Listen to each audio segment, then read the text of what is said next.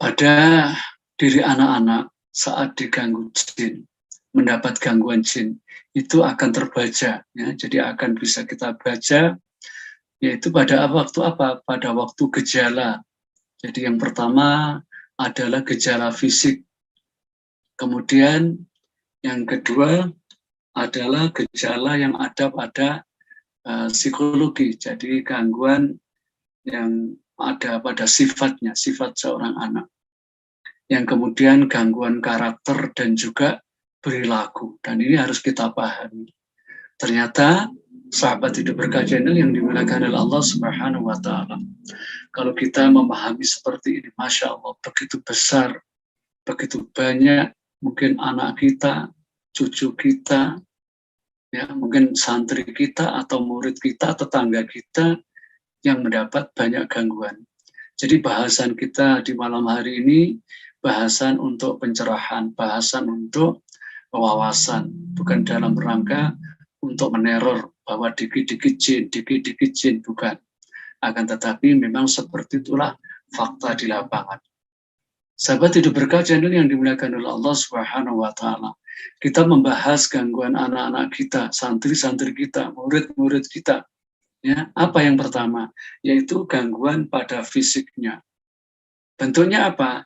Yang pertama bahwa anak yang mendapatkan gangguan jin itu secara umum biasanya satu badannya akan kurus, kering, ya, terlihat lemah dan lesu. Jadi bukan kekurangan, padahal mesti banyak di lapangan. Ini sudah makanya bagus, ya, asupannya cukup. Tetapi kenapa kok kurus kering? Ya, sangat lemah dan lesu sekali. Ini bukan berarti kalau kita agak kurus itu ada gangguan jin, tidak. Tetapi di situ adalah badannya sangat kurus, kurusnya kurus kering. Jadi lemah, lesu. Kemudian apalagi gangguannya kepada anak kita, santri kita, murid kita, yaitu memiliki tubuh, ya, yang ringkih, yang gampang sakit-sakitan, ya, banyak berbagai keluhan penyakit, yang ini, yang itu, dan sebagainya. Padahal secara gizi, menurut kita mungkin cukup, ini bahkan mungkin bisa dikatakan lebih dari cukup. Nah, tetapi kenapa anak kita ringkih, gampang sakit-sakitan, sakit ini, sakit itu. Kemudian yang berikutnya, tanda-tanda bahwa jin itu ganggu di fisik anak kita, santri kita, anak didik kita, adalah anak itu, ya, lambat tumbuh perkembangannya, ya, tak sesuai dengan tahapan usianya. Jadi ini banyak, ya, jadi usia sekian tahun yang seharusnya sudah bisa seperti ini, bisa seperti ini, bisa seperti ini, kok belum bisa, bahkan lambat sekali. Ini banyak kasus di lapangan, ya, banyak kasus terjadi seperti ini. Ya, sehingga orang tua itu nambah gizinya, konsultasi ke sana ke sini, ya. Ini seperti itu di lapangan. Kemudian yang berikutnya adalah terdapat keluhan berupa sakit yang tidak terdeteksi oleh dokter. Jadi dokter pada waktu nangani anak kita, santri kita, murid kita, atau mungkin cucu kita, itu ada gejala-gejala tadi, tetapi tidak terdeteksi di dokter. Ini kalau menurut deteksi dokter, diagnosis dokter, kok tidak ada gangguan, tetapi kenapa perkembangannya seperti ini? Ya, itu. Yang berikutnya, sering kambuh sakitnya pada waktu-waktu tertentu. Biasanya menjelang maghrib hingga malam hari. Jadi seperti itu. Jadi waktu-waktu tertentu seperti itu. Terus berikutnya adalah memiliki, tapi ini berbeda dari yang awal-awal tadi. Nah, ini sebaliknya. Ini memiliki kekuatan di luar kewajaran. Jadi anak kecil tapi kok kuat sekali. Ya, ya, tidak pernah merasa capek, ya, terus tidak pernah merasa sakit. Nah, jari wong Malang itu bongol. Waduh, ya, apa ya, ketatap itu enggak menter, ya. Itu malah, ya, sebaliknya, ya, tahan terhadap pukulan dan lain-lain sebagainya yang tidak wajar. Apa ada. Kita sering mengamati di lapangan, kita sering mengamati di lingkungan seperti itu. Masya Allah, ini baru gangguan fisik. Ya, kemudian berikutnya adalah gangguan kejiwaan. Nah, ini yang kadang-kadang membuat bingung orang tua, membuat panik para guru, ya, guru-guru PAUD, guru TK, guru SD. Apa? Yaitu yang pertama, gangguan kejiwaannya, anak ini memiliki indigo. Ya, jadi anak ini memiliki kemampuan melihat penampakan jin alam gaib, ya, mampu. Jadi anak yang belum layak itu mampu mengobati, ya, mampu meramal. Nah, ini banyak ya. Seperti kita ingat kasusnya Batu Petir Ponari. Seperti itu. Atau yang lain ya, banyak kasusnya seperti ini. Jadi mungkin bagi orang tertentu dianggap ini kelebihan. Padahal ya ini adalah sesuatu gangguan seperti itu. Kemudian apalagi gangguan kejiwaannya, anak ini hiperaktif, ya. Jadi hiperaktif, sangat hiperaktif sekali. Jadi kita insya Allah bisa, yang mungkin sudah punya anak 1, 2, 3 itu, oh ini memang aktif. Nah, aktif itu ya namanya aktif, yaitu bagus ya. Malah kalau anak ada aktif ini ya ada gangguan. Tetapi ini justru super aktif, hiperaktif. Wah, jadi tidak bisa diam sama sekali. Ya, jadi sampai yang melihat itu capek. Saya pernah kapan hari pulang kampung itu, Masya Allah. Gitu. Atau sebaliknya, nah ya, jadi pendiam banget. Jadi tidak ada suaranya, ya, cuma diam saja. Ya, penurut sekali. Ya, tidak ada omongannya sama sekali. Nah, ini juga gangguan. Yang benar apa? Ya, standar. Ya, nggak terlalu pendiam, aktif ya aktif. Ya, seperti itu. Berikutnya apa? Yaitu sering rewel, menangis pada waktu-waktu tertentu. Nah, ini banyak sekali ya kasus seperti ini. Ya, rewel jam-jam tertentu. Saya tadi pagi kurang lebih jam 9 diminta untuk bantu anak tetangga. Di beberapa malam ini tidak sakit, tidak apa, ternyata malamnya rewel terus. Tadi ya, rewel terus. Ya, ternyata setelah saya datangi, di situ di ibunya juga ada gangguan. Ternyata di kamar si bayi itu banyak lukisan-lukisan yang bernuansa makhluk hidup. Jadi apalagi itu lukisan tangan yang bernuansa makhluk hidup, gambar wajah seseorang. Kemudian kita minta, Mbak, ini tolong ya, gambar ini dikondisikan saja, nggak ada sifat, nggak usah dipasang, kalau perlu dibuang juga bagus. Seperti itu. Ya, jadi ada anak yang seperti ini. Terus apa lagi? Jadi yang berikutnya adalah ini yang sudah pernah kita bahas, yaitu anak autis atau keterbatasan mental dan anggota badan. Ini secara umum banyak di lapangan seperti itu, ini termasuk gangguan. Ya, termasuk gangguan.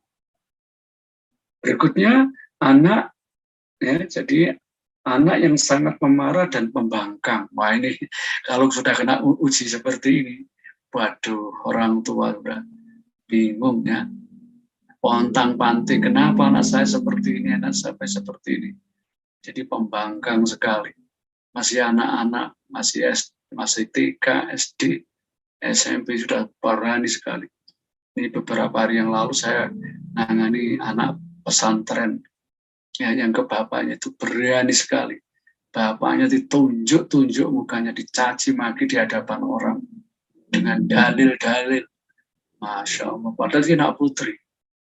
Nah, ternyata setelah kita diagnosis, kita tangani, ternyata ya anak itu tetap ada gangguannya. Tapi kenapa itu semua bisa terjadi? Ternyata dari bapaknya juga dulu pernah ritual-ritual tertentu, banyak punya pusaka. Dan akhirnya setelah kita ingatkan, pusakanya ya itu dibawa ke rumah untuk kita ruqyah dan kita kondisikan, kita buat di tempat tertentu seperti itu. Kemudian, ya, jadi anak yang berperilaku seperti orang dewasa, baik dalam perkataan maupun perbuatan.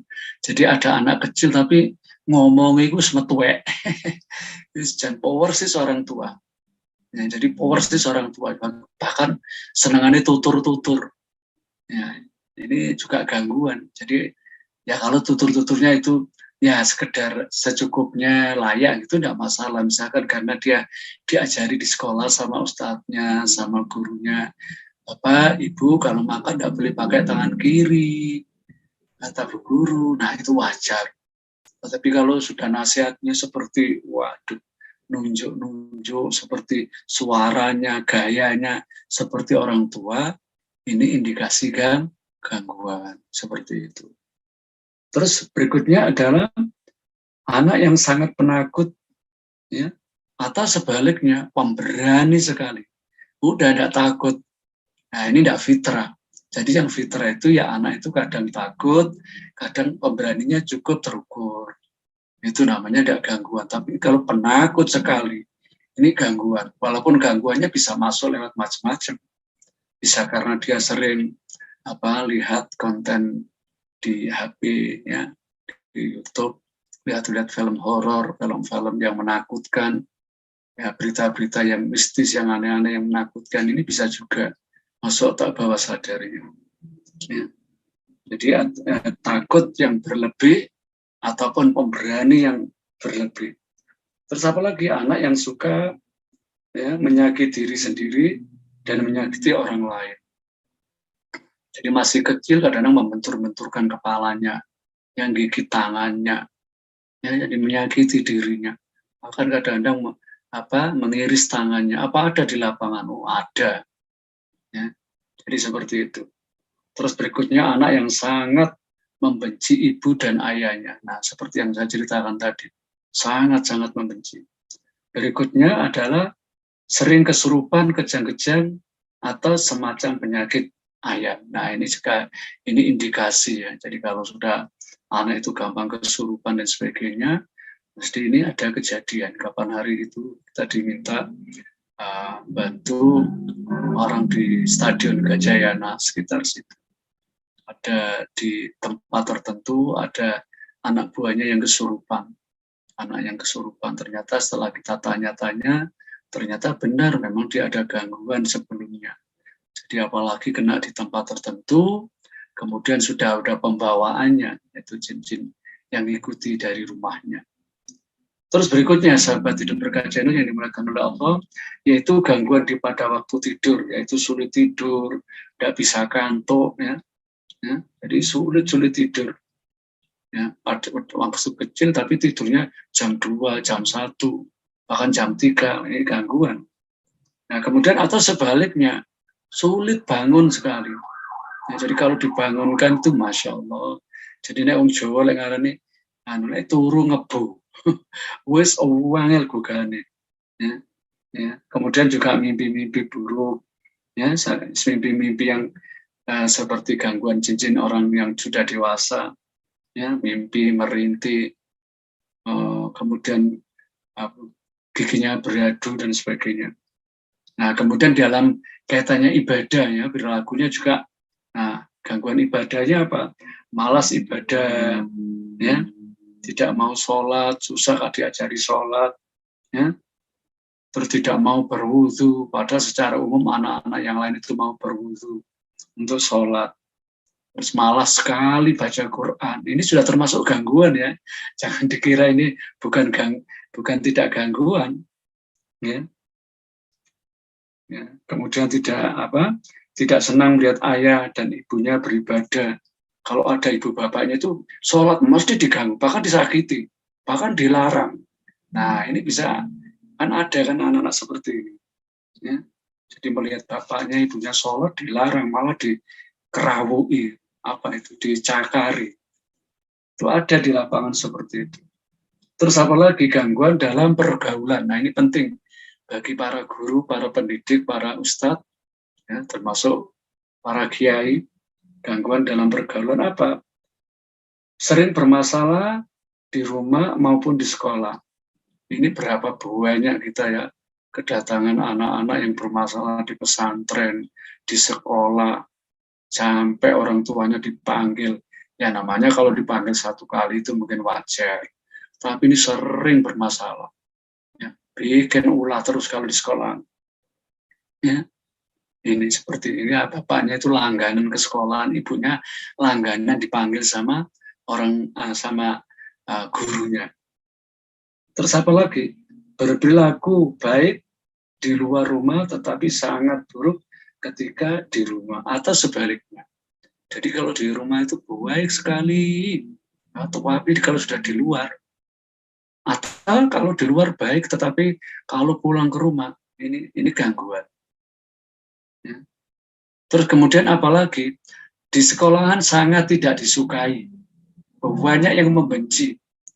Ya, padahal ada yang tertentu, mungkin orang tertentu yang nanya loh, memang dia perilakunya buruk, jahat sama teman. Enggak, bahkan ada, dia itu baik-baik saja, tetapi di sekolah itu cenderung dibully, dimusuhi terus. Ya, kita pernah nangani ini anak dari daerah Karangploso.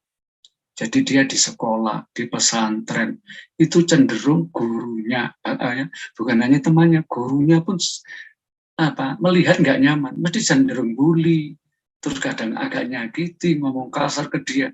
Padahal dia anaknya baik-baik saja secara umum. Jadi sampai dari kelas gurunya itu bully. Ada apa di anak ini? Ya, jadi mungkin kalau dalam dunia ruqyah bisa juga dia itu di wajahnya ditutup atau dihijab, ada makhluk tertentu sehingga orang pada waktu melihat itu sudah gemes terus, ya sudah nggak nyaman.